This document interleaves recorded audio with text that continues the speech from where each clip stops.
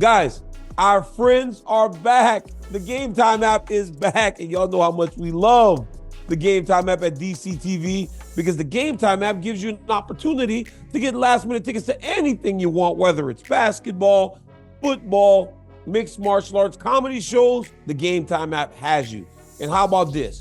Your boy DC is going to help you get $20 off your first purchase by using my promo code DCTV. You know, the last time I used the Game Time app, the boy Luis wanted to go to a UFC fight. And you know how that dude don't be inviting his girlfriend. He needed an extra ticket. So the boy DC got him. I went to the Game Time app, punched that promo code DCTV, saved $20 off, and then save Luis's relationship. So guys, go to the Game Time app right now, download it, use my promo code DCTV, and save $20 off of your first purchase. Game Time. Welcome back, my friends. And Luis, your boy loves you. I always got you, baby. Let's get to the video.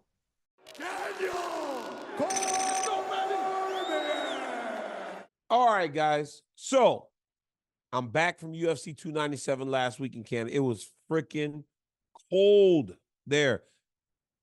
It was colder than I've been in a really long time. It reminded me of when I used to go wrestle in places like Yakutsk, Russia. It was that cold. I did nothing all week except beat a lot of y'all in FC 24. I beat so many people in FIFA last week sitting in my hotel room. Absolutely. Y'all should be ashamed of yourselves for losing to me in that video game, because I don't quite understand soccer. I'm still good enough to beat y'all. But while at UFC 297, we watched Sean Strickland lose his championship. I will get into that at the end.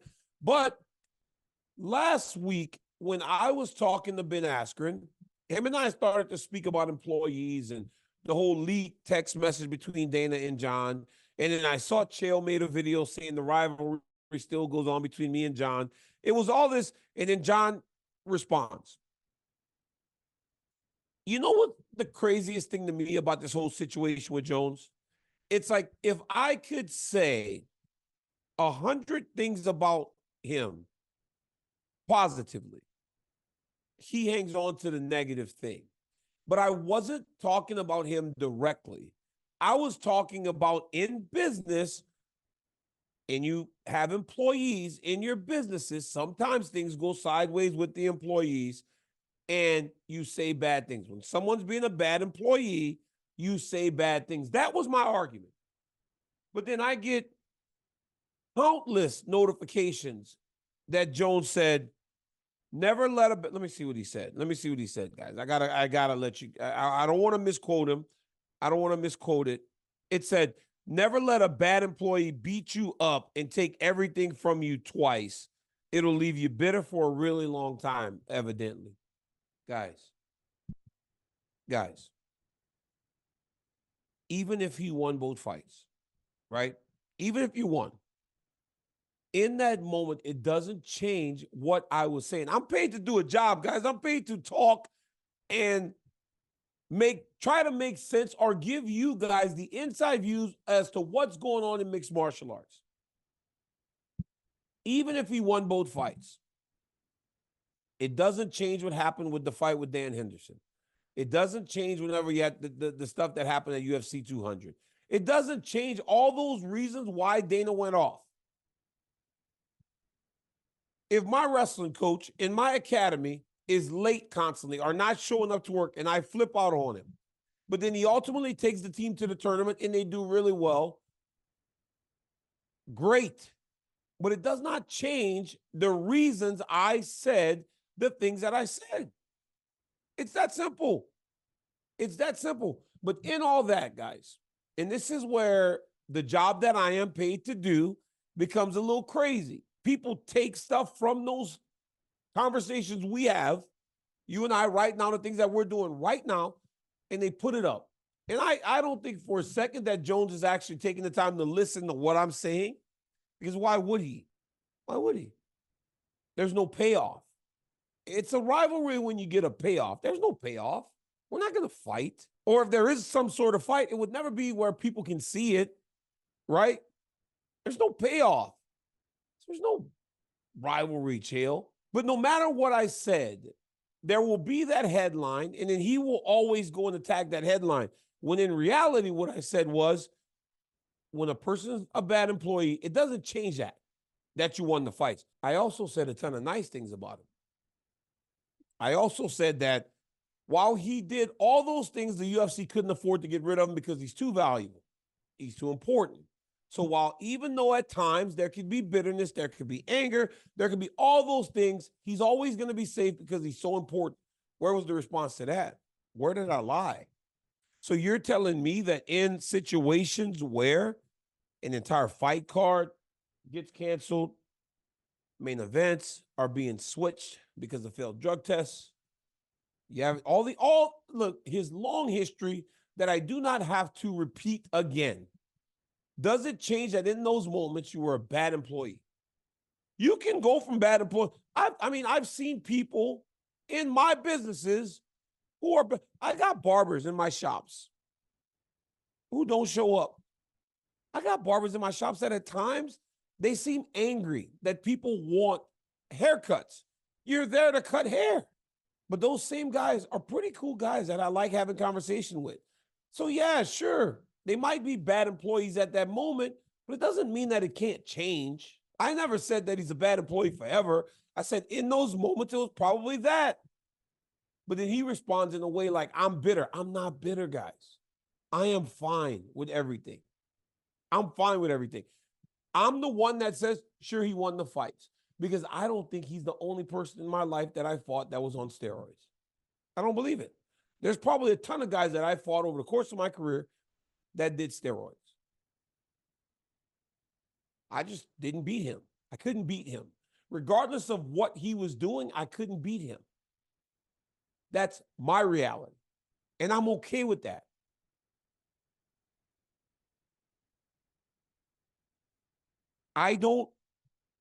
Josh Barnett, good friend of mine. He had a history of that, steroid abuse. We fought in Strikeforce. There's a possibility that he was doing stuff. I don't know that as a fact. I don't know that Bigfoot Silva wasn't on stuff back in Strikeforce when he seemed unbeatable. I don't know. I don't know what people were on. So I fought him and I still won. I couldn't beat that guy, regardless of what he was on. But again, with those guys, I didn't know. With this guy, I know and still accept that he just beat me. So there's no bitterness. I'm paid to do a job. But at the end of the day, it does not change that in those moments, he was a bad employee. It is what it is. It is what it is. So no, Chael, there's no rivalry because there's no payoff. There's no payoff for you guys to see. If we were going to be scheduled to fight, sure, make it a rivalry. There's no payoff. There's no payoff because we're not fighting. This is me doing the job. Tom Aspinall seems to be giving up. He said that he's been offered a fight with Stipe. Stipe said no. He challenged Jones. They went back and forth. Now he's giving up. He said he's accepted his fate. You know what the crazy, when I listen to that, what's crazy is when I listen to that, it almost feels like he is being a bit sarcastic.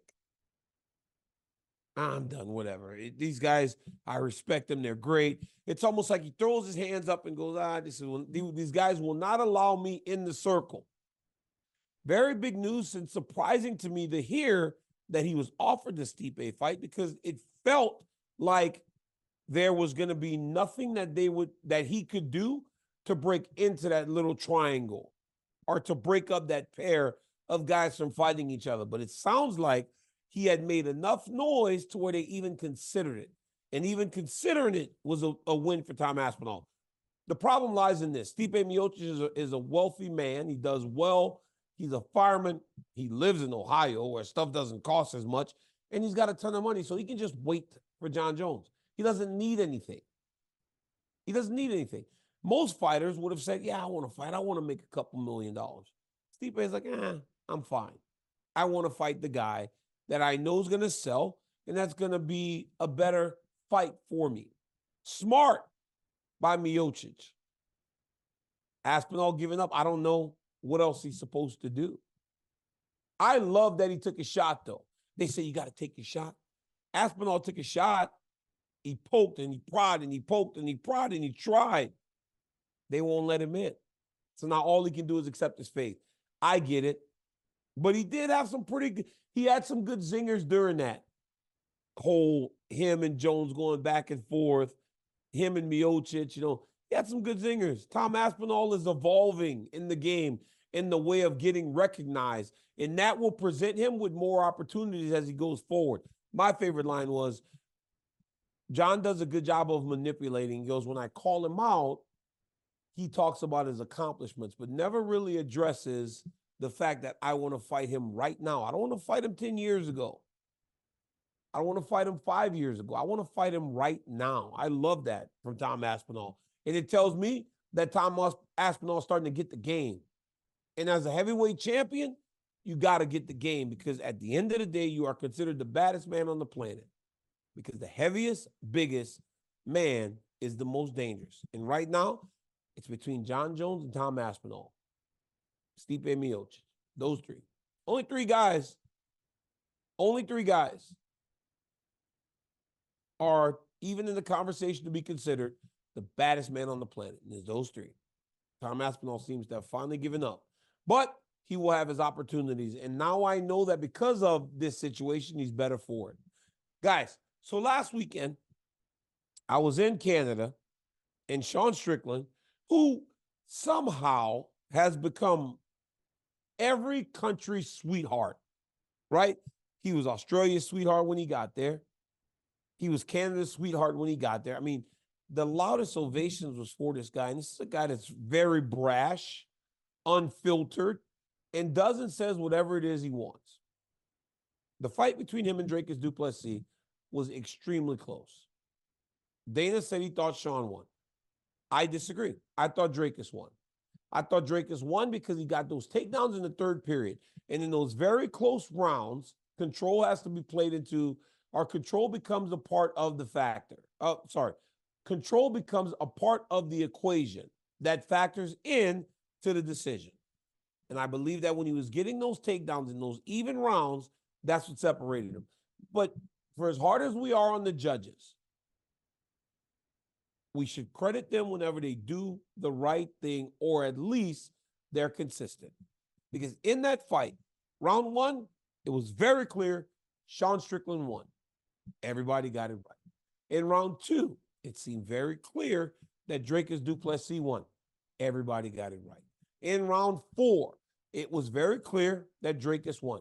Everybody got it right. Round five, the same thing. Everybody got it right. Very rarely in this day and age do we get judging where across 4 rounds, it's universal. We should applaud them for that, because those judges knew what they were watching and they scored it accordingly. Round 3 is where the problem is. That's it. That's it. Round 3 determined the fight. Look at how close this fight was, guys. 2 judges scored round 3 for Dricus, saying that that takedown at the end of the round, or the takedowns, was enough to get him the victory. And one said, that's not quite enough. And Sean won. It would have took one more judge. That's it. One more judge needed to see it the other way. But again, they were consistent. They were all aligned. They were all aligned. They were all aligned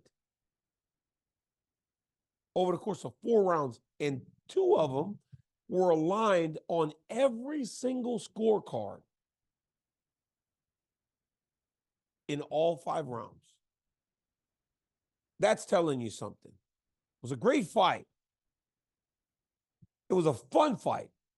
But when you get judging where everybody's doing it the right way or the same way, you might want to take that into consideration. Sean Strickland said that the headbutt affected him because he believes that the blood and the cut is a visual. I didn't see that on broadcast, and my boy Anik, who sees everything, felt bad for it because we never made note of it. But when I watched the clip, it was clear. And honestly, those things happen in fighting. It wasn't intentional. It was an accidental clash of heads. I don't know how much that changes. I don't know how much that changes. I'd love to hear Sean Strickland explain what he thinks it changes outside of the visual. Because I mean, he fought so good in round 5. He literally did exactly what his coaches asked him to do, and he emptied the gas tank, and he won that round going away. It was just a matter of him getting started a little sooner in the fight. But it was a fun fight. And you always want fights that leave you with something. And this one left us with, well, we want to see him fight again. We left him with, did Sean Strickland get screwed? We left him with, did Dricus win? We left him with Dricus was kissing his coach on the mouth. You know, I keep seeing these clips, DC's reaction to Dricus kissing his coach. I didn't see it. I don't know what I was looking at. I didn't even know he kissed his coach on the mouth until people start tagging me in these clips. I didn't even know it happened. So there is no reaction to me seeing that. I don't know what I was looking at. I was smiling because it looked like the entire family was happy. I saw his mom and dad come in. I saw his coaches and corners, his manager, Danny Rubenstein, and so many other people walking into the octagon. I must have been looking at one of them when that happened inside the octagon, but I don't care. You want to kiss your coach on the mouth, kiss him on the mouth? I didn't kiss Rosendo, Bob, Javier, or none of them dudes, Rudy, Leandro. I didn't want to kiss him on the mouth. Dricus want to kiss him on the mouth, then go ahead and kiss him on the mouth. That's y'all. I don't care. It wasn't my reaction because I wasn't paying attention. Yeah. So that's that. Great fight from Canada. Jones, I'm not saying you're a bad employee today. Hell, you could be the best employee on the roster. I don't know. And I really don't care. Chill. There is no rivalry, my friend. There's as much of a rivalry between me and Jones as you and I have because there's no payoff. There's no payoff. If there's no payoff, it's hard to have a rivalry. Guys, man, I love when we get to chat because I feel like we're just talking to each other. And I love doing that. So, hey, thank you guys for always tapping into the things that we do. Last week was great. The interviews did fantastic. The post-fight did amazing. I appreciate you guys. I love each and every one of you. Until next time, peace.